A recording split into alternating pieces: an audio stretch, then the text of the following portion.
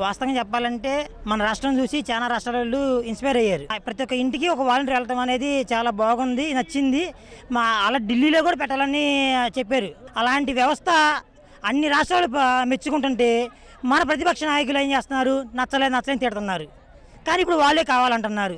ఇది చాలా plus point. నా క్లస్టర్లో 30 మంది టీడీపీ వాళ్ళే ఉన్నారు. వాళ్ళకి ఒక్క రైస్ కార్డు రాలా. అలాంటి వాళ్ళ ఇంటికి నుంచి బయట రాకుండా నేను ఇప్పించాను డైరెక్ట్గా టీడీపీ వాళ్ళకి. అలాంటి వాళ్ళు ఎంతోమంది పథకాలు పొందిన వాళ్ళు ఉన్నారు.